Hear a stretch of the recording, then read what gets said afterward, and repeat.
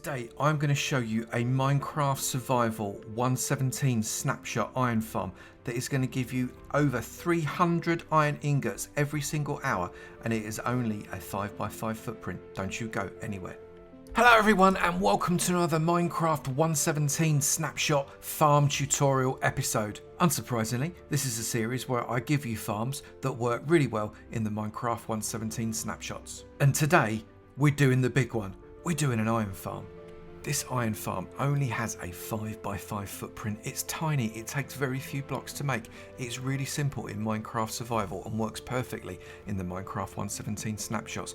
300 iron per hour whilst you're getting on with other things. The mechanics behind it have been designed by Frilioth. The link for his video is in the description below. I really do recommend you go and check out his channel. He's got some great video tutorials on there as well. I've Avomance this one up a little bit in my own style and I really hope you like it. Everything you need to make this farm is inside this chest. Pause the video, take a screenshot, take down those numbers. Here we've got the exact amounts that you need to make the farm. These 36 blocks here are any structural blocks you'd like them to be. It's entirely up to you. This red wall is a temporary block. This piece of dirt you do get back the same as the lever. And this is 4 stacks of oak leaves. But in reality, you don't need a single block of oak leaf. You could just till down that soil using either a hoe or a spade, or just cover it with carpet. Anything to make it non-spawnable. Let's get on with the video. So now you've seen it, let's get on and make it. This farm sits on just a 5x5 block footprint. However, you are going to need a 21x21 square that you can make spawn proof, and we're going to do that in a fancy way in just a minute. It's worth mentioning, this doesn't have to be copper blocks you do this 5x5 in. I've just done that to show you that it's a 5x5. I'm sure I didn't have to say that, but I did anyway. Step 1, come to the very centre of your 5x5 and place a shroom light in there. Now you could use glowstone, you could also use any other lit block, maybe a sea lantern, it works perfectly well. And then get your beds and place your beds facing in this direction, 1, 2 and 3, exactly like that. Next, grab a double chest there, place a hopper into the side of it and shift click another double chest there with another hopper going into the top of that. So that hopper at the top is directly in the middle.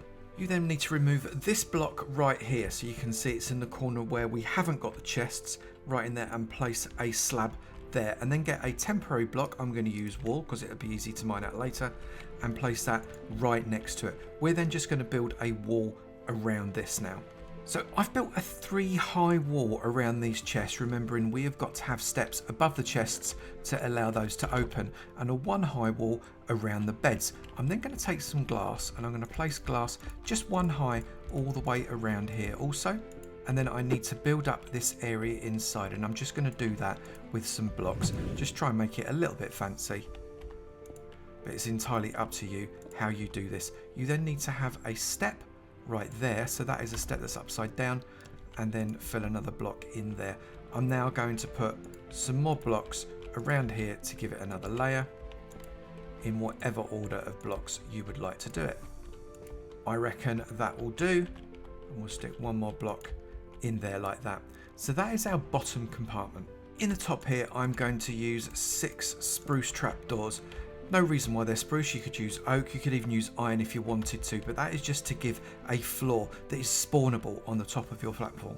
Then while we're on top of the platform, bring in a fence across there 5 wide, pop a wooden step right there, a wooden step right there, and then fencing all the way around like that, including over that hopper as well. We're then going to bring this fencing up another 2 high all the way around. Once that fence cage there is done, we're going to place 3 trapdoors right there. We're then going to come up to the top and we're going to place trapdoors across the top. Shift clicking so as we get ourselves a complete roof over this. Right the way to the end, I'm then going to get another 2 fences just there so as it looks like it's been supported. And I'm also going to place trapdoors on the underside there, there and there.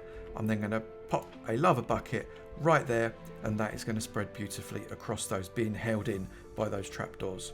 You then need to use your 2 water buckets, 1 on that step there, one on that step there, and that will flow the water right into the center. You can see where that hopper is. You won't end up with anything getting stuck on either side. You just need that center hopper. Finish off just by popping a lantern in the middle. It's only aesthetic, but I think it looks quite nice.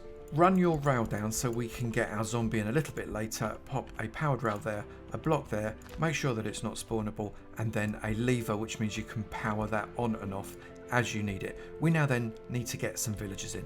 Altogether, we need 3 villagers in there, 1 for each bed.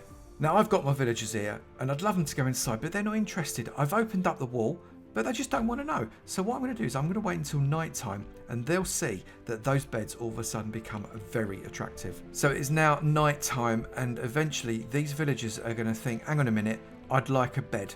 And you can see there, our 3 villagers decided those beds look much more interesting than the zombies outside, and they've gone to sleep safe and sound inside their little house. The zombies can't get at them, and they know it. Now, before we put a zombie inside to keep them company, we need to spawn proof this area just a little bit.